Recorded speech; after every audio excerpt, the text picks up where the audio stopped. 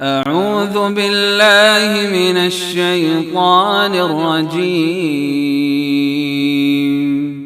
بسم الله الرحمن الرحيم. قد خلت من قبلكم سنن فسيروا في الأرض فانظروا كيف كان عاقبة المكذبين.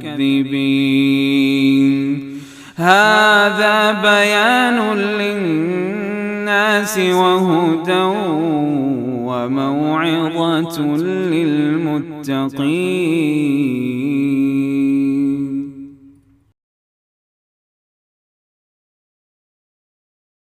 اعوذ باللہ.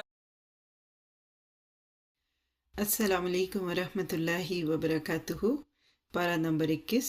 نحمدہ ونصلی علی رسولہ الکریم، اما بعد، فاعوذ باللہ من الشیطان الرجیم. پارے کا آغاز ہے سورۃ العنکبوت کی آیت سے، جس میں اللہ تعالیٰ نے اس قرآن کی خوبی بیان کی کہ پڑھنا تو اپنی جگہ، لیکن پڑھ کر سنانا اصل خوبصورتی اسی میں ہے. ہم سب بھی اپنے مشاہدے سے یہ چیز دیکھتے ہیں کہ قرآن کو سننے کا زیادہ اثر ہوتا ہے پڑھنے کی نسبت. الا ماشاء اللہ دونوں ہی چیزیں اچھی ہیں، لیکن جس طرح کہ اس وقت میں بول رہی ہوں یہ میرا کلام ہے، میری بات اب سن کر زیادہ سمجھ سکتے ہیں. اگر کوئی میرے ایک ایک لفظ کو لکھ دے اور آپ کو دے دے کہ اس کو سن لیجئے، فائدہ تو آپ اٹھا لیں گے، لیکن جو کیفیت سنتے وقت ہوتی ہے، جس میں جذبات بھی ہیں، آواز کا اتار چڑھاؤ بھی ہے، ایکسپریشنز بھی ہیں، یہ لکھی ہوئی بات میں نہیں ہوتا. تو بہت خوبصورت بات سے پارہ شروع ہوتا ہے کہ قرآن کو سنو، قرآن کو سیکھو، قرآن کو پڑھو. اور دوسری بات دیکھیے کہ ان الصلاۃ تنہی عن الفحشاء والمنکر، بے شک نماز فحش اور بے حیائی سے روکتی ہے. کیسے؟ کوئی شخص گناہ میں ڈوبا ہوا ہے، بیچ میں ایک نماز کا وقت آ گیا، اس گناہ سے نکلنا پڑے گا. ایک لڑکی کسی لڑکے سے انوالو ہے، تھوڑی دیر بات کرنے کے دوران کہتا ہے ایکسکیوز می مجھے جانا ہے، ظہر کا وقت ہے. اوکے، چلا گیا، آدھے گھنٹے بعد آ گیا، ابھی اس سے بے تکلف ہو نہیں پائی تو عصر کا وقت آ گیا، اب وہ پھر جائے گا. میرا خیال ہے مغرب پہ جائے گا تو اس سے پہلے لڑکی اس کو خدا حافظ کہہ دے گی کہ سوری تم میرے کام کے نہیں ہو. ویسے بھی دیکھیے گھروں میں جھگڑے ہو رہے ہوتے ہیں، اتنے میں نماز کی اذان ہے، حی علی الصلاۃ حی علی الفلاح. جن کو عادت ہے نا وہ کہیں گے اوکے نماز کے بعد بات کریں گے. بس وہ نماز بیچ میں آئی، وضو کیا، دل دماغ ٹھنڈا ہوا، غصہ دور ہو گیا. کوئی دوا کھائے اور اثر نہ ہو رہا ہو تو فکر ہے. تو نمازوں کے ساتھ پھر گناہوں کا پرہیز بھی لازمی ہے. تیسری چیز 45 عنکبوت میں اللہ کا ذکر بہت بڑی چیز ہے. حقیقت ہے کہ ذکر روح ہے عبادات کی. نماز ہو یا روزہ ہو یا حج ہو یا تنہائی ہو، کوئی موقع دیکھ لیجئے اللہ کے ذکر سے خالی رہ نہیں سکتا. پھر آیت نمبر 49 میں کہا گیا بل ہوا آیات بینات فی صدور الذین اوتوا العلم. یہ بڑی پیاری بات ہے. قرآن وہ واحد کتاب ہے، ایک 7-8 سال کے بچے کے سینے میں آ جاتی ہے. آپ اپنی بولی ہوئی باتیں دوبارہ دہرانا چاہیں تو آپ نہیں دہرا سکتے. قرآن کیسے لفظ بلفظ یاد ہو جاتا ہے، اور اس میں رحمت بھی ہے اور ذکرہ بھی ہے. آیت 51 میں پتہ چل گیا. اس سے رحمت کب ملتی ہے؟ جب ہم اس کو اچھی طرح پڑھتے ہیں. ایک لفظ پہ 10 نیکیاں. ریمائنڈر کب بنتی ہے؟ جب ہم اس کو سمجھتے ہیں. تو اگر میں اور آپ اپنی باقی زندگی اس کتاب کو سمجھنے میں لگا دیں، یہ ہماری زندگی کا بہترین استعمال ہوگا. آیت 56 میں فرما دیا یا عبادی الذین آمنو، اے میرے بندو جو ایمان لائے ہو، میری زمین وسیع ہے بس میری بندگی کرو. کیا پتہ چلا کہ ساری زمین تو اللہ کی ہے، جہاں مرضی رہیے اللہ کے بندے بن کے رہے. اور اگر کسی جگہ کسی ملک میں آپ کو اپنے دین پر عمل کرنے پر پابندی ہے، حرام پہ آپ کو مجبور کیا جاتا ہے، حلال آپ سے روک لیا جاتا ہے، عبادات پہ پابندی، آپ اپنے اسلام کا اظہار نہیں کر سکتے، آپ اپنے ریچولز کو فالو نہیں کر سکتے، پھر ہجرت کر لو. ہجرت کے نام پہ لوگوں کو خوف آتا ہے، ہائے کیا ہوگا، اگلی جگہ جا کے سیٹ ہوں گے نہیں، پتہ نہیں کیا ہوگا. تو کہا ایک اصل ہجرت تو سب نہیں کرنی ہے. اگلی ہی آیت کل نفس ذائقۃ الموت. تو موت ایک بہت بڑی ہجرت کا نام ہے، جو اس دنیا سے اٹھا کر ہمیں دوسری دنیا میں لے جائے گی. جو اس دنیا میں اللہ کے لیے اپنی من پسند چیزوں سے ہجرت نہیں کر سکتے، موت کے وقت تو ہو سکتا ہے ہر من پسند چیز کو چھوڑ کر تنہا زمین کے اندر جانا پڑے. تو لہٰذا جن لوگوں نے دنیا میں اللہ کے نام پہ چیزیں چھوڑی ان کو خوشخبری آیت 58 میں ہجرت کے بعد صبر بھی کرنا پڑتا ہے، اللہ پہ توکل بھی کرنا پڑے گا، اور رزق کہاں سے آئے گا؟ یہ اللہ دیتا ہے۔ اس لیے کبھی بھی رزق کے معاملے میں کسی جگہ نہ بیٹھیے۔ آپ امریکہ میں رہیں یا چائنا میں چلے جائیں یا پاکستان کے کسی گاؤں میں چلے جائیں، آپ کا رزق مقرر ہے، اس بات کا یقین رکھیے۔ اور آیت 64 میں دنیا کی زندگی کی حقیقت کھول دی کہ یہ دنیا کھیل اور تماشا ہے اور اصل چیز تو آخرت کا گھر ہے۔ جس کو یہ بات سمجھ آ جائے پھر وہ کبھی رزق نہیں لے سکتا اتنا بڑا کہ دنیا کو بناتے بناتے آخرت کا وقت ہی نہ ملے۔ پھر سورت کی آخری آیات میں انسان کو یقین دلایا گیا کہ جو خشکی میں بچاتا ہے وہی پانی میں بچاتا ہے۔ نعمتیں ملیں تو اللہ کا شکر کرو، نعمتیں چھنیں تو اللہ تعالیٰ کی طرف رجوع کرو۔ اور آخری آیت میں بتا دیا کہ وَالَّذِينَ جَاهَدُوا فِينَا لَنَهْدِيَنَّهُمْ سُبُلَنَا، جو لوگ ہمارے راستوں میں محنت کرتے ہیں، مجاہدے کرتے ہیں، سٹرگل کرتے ہیں، اٹموسٹ کوشش کرتے ہیں، وقت سے، معاشرے سے، خاندان سے، نفس سے، ہر طاغوت سے مقابلہ کرتے ہیں، پھر ہم ان کو اپنے راستے دکھاتے ہیں۔ یہ کیسے ہو سکتا ہے کہ آپ کسی کے گھر جانا چاہیں اور کوئی آپ کو اپنے گھر کا راستہ نہ دے؟ بات یہ کہ بندہ محسن بن کے جیے۔ پھر سورت روم ہے جس کو نشانیوں والی سورت کہہ سکتے ہیں۔ شروع میں ہی ایک واقعے کی بنیاد پہ اس بات کا یقین دلا دیا گیا کہ اس قرآن میں مستقبل کی خبریں، اس دور کی دو قوتیں روم اور فارس کو بنیاد بنا کر مسلمانوں کو خوشخبری دی گئی کہ اگر آج تم مکہ میں مغلوب ہو، دیکھنا بدر کے دن ایک طرف تو تمہیں فتح ہو رہی ہوگی اور دوسری طرف تمہارے رومی بھائی غالب آ رہے ہوں گے فارسیوں پہ۔ یقین آ جاتا ہے کہ اب جو اگلی باتیں بھی قرآن اور حدیث سے ملتی ہیں، خاص طور پہ قرب قیامت اور زندگی کے آخری دور اور پھر جنت اور جہنم اور قیامت کا میدان، تو میں سوچتی ہوں یہ بھی سچ ہے، ہمارا تو ایمان ہے اس پہ۔ پھر اس کے بعد دنیا کی اصل کیا ہے؟ آیت 7 میں دنیا کی زندگی بھی جو باتیں ہیں نا وہ بھی صرف چھلکا ہی باتیں ہیں۔ ظاہر من الحیات دنیا، تو دنیا بھی پوری نہیں ملتی، اس کو دنیا کا بھی بس چھلکا ہی ملتا ہے، گودا نہیں ملتا۔ آج دیکھ لیجئے جنہوں نے اللہ کو ناراض کیا وہ کوئی سکھ کی نیند تو نہیں سوتے، کسی دن گولی اثر کر گئی تو نیند بھر گئے، ورنہ ٹرنکلائزرز بھی نہیں سلا پاتے، نرم گرم بستر بھی نہیں سلاتے، کیونکہ ان الاخرۃ ہم غافلون، تو آخرت سے غفلت کی سزا دنیا کی خوبی بھی زندگی میں نہیں رہتی۔ پھر اس کے بعد کچھ ماضی کے آثار اور پچھلے لوگوں کی باتیں کرنے کے ساتھ ہی فرما دیا برائی کا بدلہ تو برا ہی ہوگا، اور اللہ تعالیٰ نے جیسے پہلے پیدا کیا اس کے بعد بھی کرے گا۔ جس دن قیامت آئے گی مجرم تو حیران رہ جائیں گے، مایوس ہوں گے، ان کو تو امید بھی نہیں تھی کہ یہ قیامت آنی اور اچانک ہو گیا، حق دک رہ جائیں گے۔ پھر پکاریں گے اس کو، فون کرو، اس سے پوچھو، کوئی ہماری مدد کر دے، ہے کوئی بچانے والا؟ کوئی فائدہ ہی نہیں ہوگا۔ اور یتفرقون، سب ایک دوسرے سے کٹ کے الگ بیٹھے، ہر ایک اپنی پڑی ہوئی ہے، کون کس کی مدد کرے۔ اس کے برعکس آیت 15 میں بتا دیا کہ ایمان لا کر عمل صالح کرنے والے اس دن خوبصورت باغوں میں ہوں گے، ان کا خوب بناؤ کیا جائے گا، بہت سجے سمرے ہوں گے۔ کسی پیارے سے ملنا ہو تو سجتا تو ہے نا انسان، اللہ سے ملاقات کوئی چھوٹی چیز نہیں ہے۔ اس کے برعکس کافر اور مکذب، آخرت کی ملاقات کا انکار کرنے والے اس دن عذاب میں پیش کیے جائیں گے۔ پھر اس کے بعد آیت نمبر 17-18 جو صبح و شام کی دعاؤں میں بھی کچھ تھوڑے سے الفاظ کے فرق سے آتی ہے دعا، حقیقت ہے کہ ایک ایمان والے کی صبح اور شام اللہ کے نام پہ آتی ہے۔ پھر اس کے بعد آیت نمبر 20 سے اگلی چند آیات شوہر بیوی کے رشتے کو اللہ کی ایک نشانی دکھاتا ہے، اور دیکھا جائے تو یہ سچ ہے۔ دو مختلف لوگ، ایک کہاں پلا ایک کہاں بڑھا، بعض دفعہ رنگ کا فرق، زبان کا فرق، کلچر کا فرق، ملکوں کا فرق، لیکن کیسے اللہ محبت ڈال دیتا ہے۔ اپنی اصل سے ہی مرد عورت سے بہت فرق ہوتا ہے، اور کہاں پھر اتنے اور فرق بھی ہو، تو واقعی اللہ کا ایک معجزہ ہے کہ ایک چھت کے نیچے دو اکٹھے زندگی بسر کر دیتے ہیں۔ نہ شوہر کو یہ ڈر ہے کہ رات کو سوتے میں یہ میرا گلا دبا دے گی، اور نہ بیوی اس چیز کی امید رکھتی ہے۔ کتنے سکون سے، اطمینان سے انسان سوتا ہے، ایک دوسرے کو دیکھ دیکھ کر انسان جیتا ہے۔ اصل میں یہاں شادی کا بندھن سکون کا بندھن بنایا گیا۔ اصل بات بھی یہی ہے، جس گھر میں سکون نہیں وہ سوسائٹی کو کبھی سکون نہیں ملے گا۔ آج ویسٹ نے گھروں کا سکون چھوڑا تو باہر جا کر کہیں لیکر شاپ میں اور کہیں نائٹ کلب میں سکون لینا چاہ، اور جس کو بیوی سے سکون نہیں ملے گا اس کو گرل فرینڈ سے بھی نہیں ملے گا۔ تو اسلام خاندان کو بہت اہمیت دیتا ہے۔ شوہر بیوی کا رشتہ شروع میں محبت اور مودت کا ہوتا ہے، رومانس اور سینٹیمنٹل لائف ہوتی ہے، بیوی بھی خوبصورت لگتی ہے، شوہر بھی اچھا لگتا ہے، نیا نیا رشتہ اور نئی نئی جوانی۔ وقت کے ساتھ وہ بھاری ہو گئیں، وہ بیمار ہو گئے، طبیعت میں چڑچڑاپن آ گیا، اب چھوڑ دو؟ نہیں، ورحمہ، اب بڑھاپے میں رحم کرو ایک دوسرے پہ۔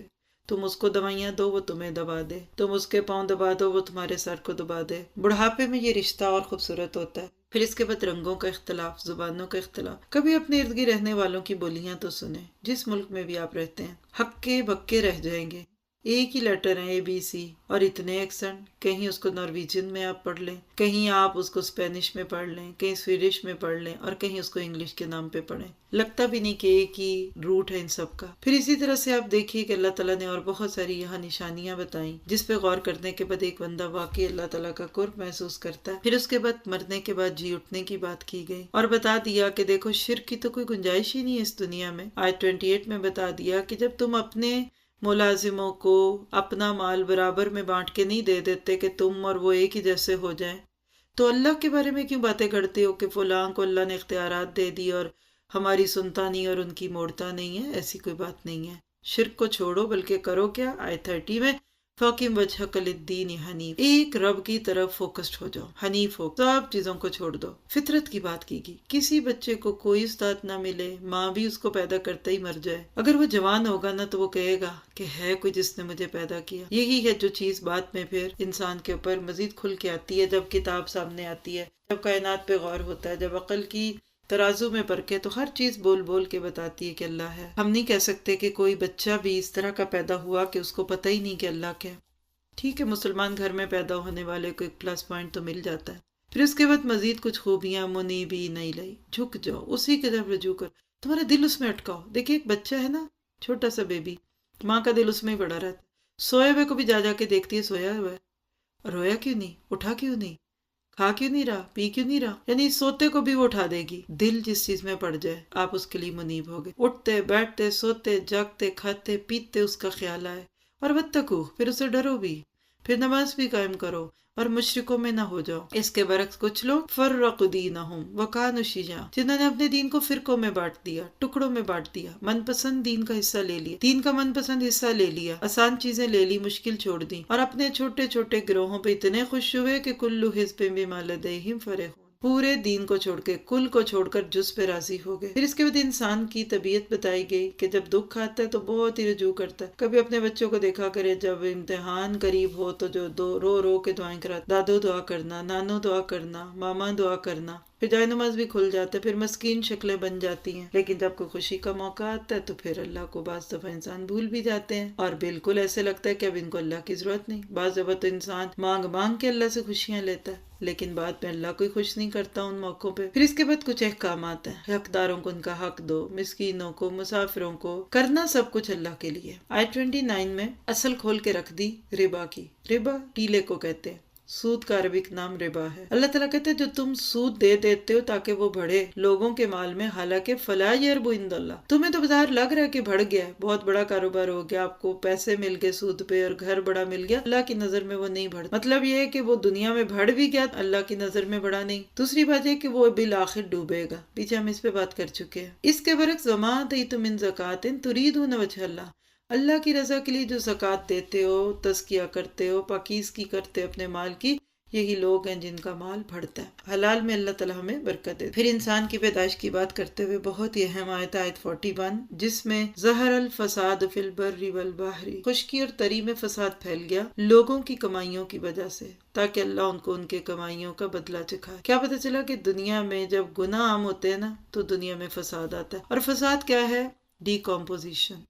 اللہ کا تعلق بندوں سے ٹوٹا اور بندوں کے تعلق بندوں سے ٹوٹے۔ پھر کائنات میں جاؤ، گھومو پھرو، دیکھو کیا ہے، اور ساتھ ہی بتا دیا کہ جو اللہ کی طرف چل پڑتا ہے پھر اللہ تعالیٰ اس کو راستے دکھاتا ہے، جو نہیں دیکھتا اللہ کی طرف، جو نہیں جانا چاہتا، پھر اس کی اپنی مرضی ہے۔ اور ساتھ ہی ساتھ پھر اللہ تعالیٰ نے کائنات میں پھیلی ہوئی کچھ مثالیں دے کر سکھا دیا کہ دیکھو پوری کائنات تمہارے لیے کام کر رہی ہے، کس کے حکم سے؟ اللہ کے حکم سے۔ کہیں ہوائیں ہیں تو کہیں بدلیاں ہیں، اور کہیں بندوں کی خوشی کے لیے اللہ تعالیٰ گرمی میں ہوائیں چلا دیتا ہے، مردہ زمین کو کھول دیتا ہے، کیسے کھڑی فصلیں زرد ہو جاتی ہیں اور کہاں بنجر زمینیں ہری ہو جاتی ہیں۔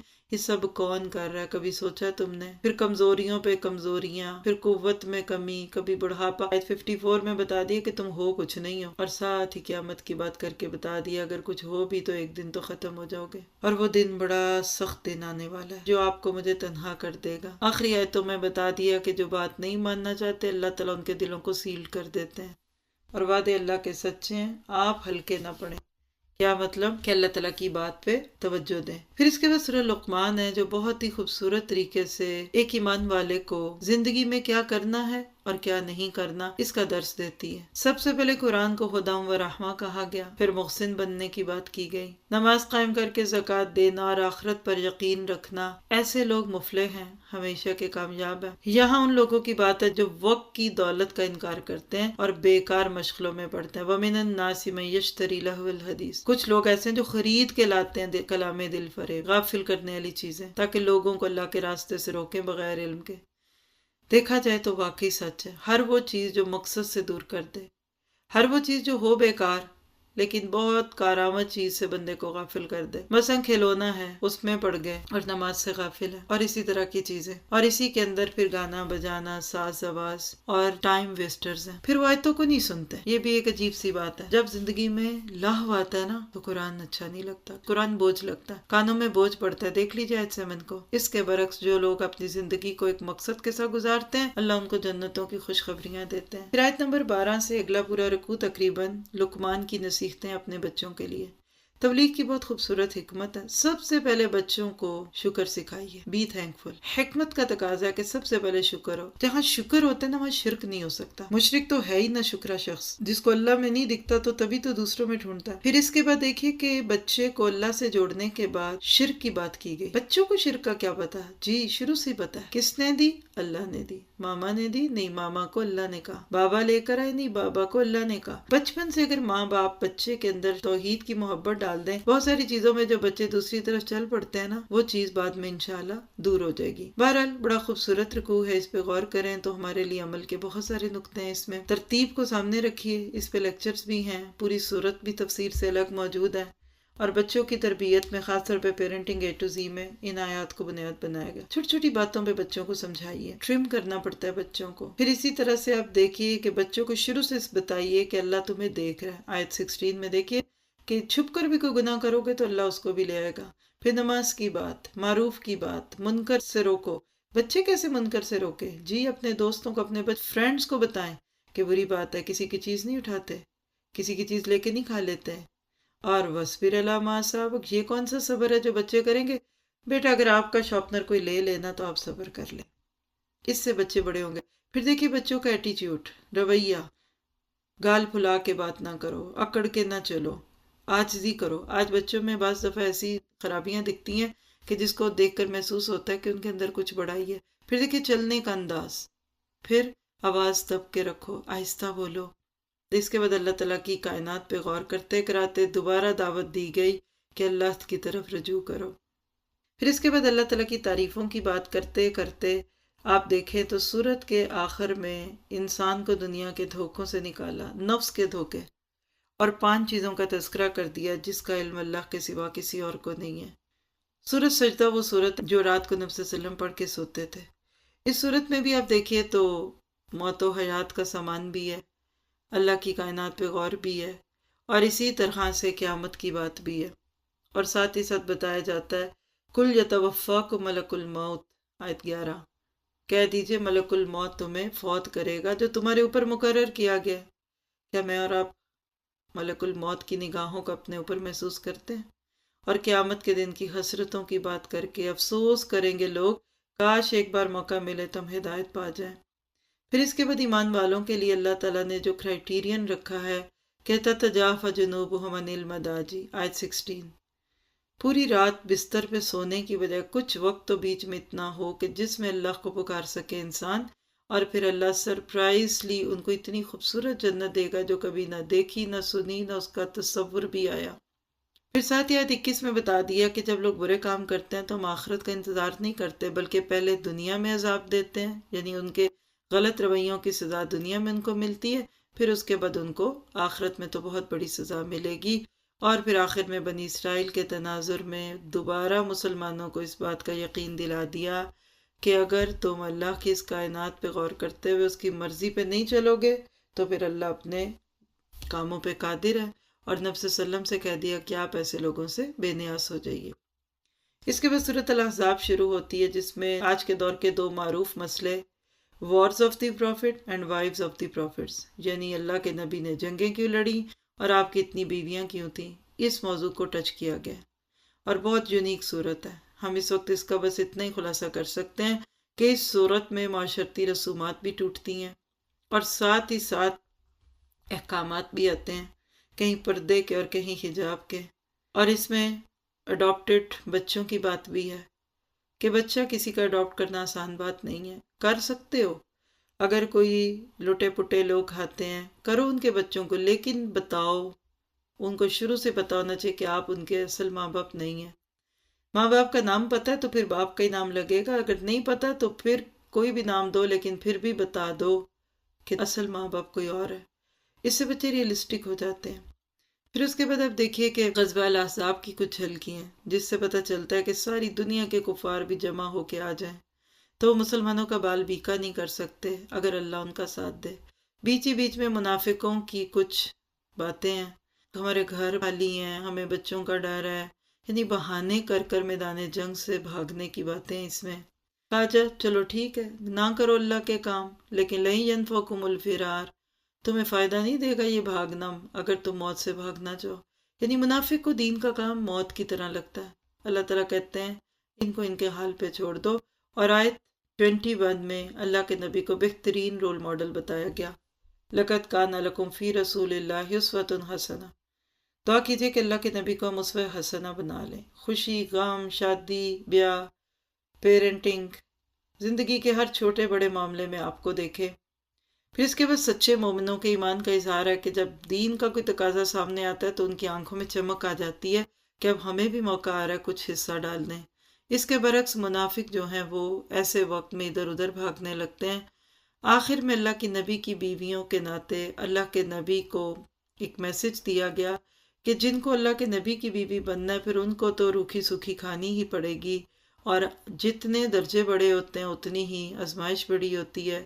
اللہ تعالیٰ سے یہ دعا ہے کہ وہ ہمیں اس پورے پارے میں جو باتیں ہوں اس پہ عمل کی توفیق عطا فرمائے، اور ان ساری باتوں کو سننے اور سنانے کے بعد ہم اپنا محاسبہ بھی کریں، اور ساتھ ہی ساتھ یہ دعا کریں کہ ہم کہاں کھڑے ہیں، میں کہاں کھڑی ہوں، میری زندگی کا کیا مقصد ہے۔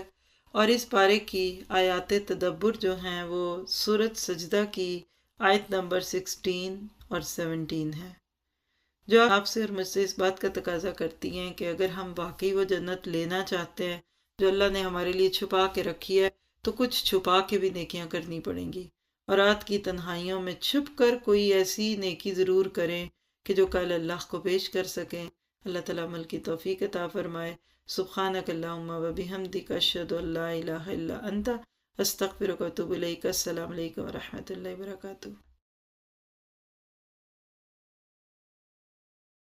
أعوذ بالله من الشيطان الرجيم.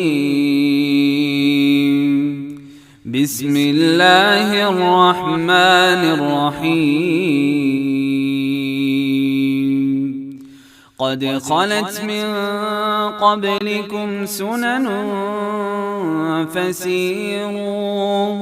فسيروا في الأرض فانظروا كيف كان عاقبة المكذبين. هذا بيان للناس وهدى وموعظة للمتقين.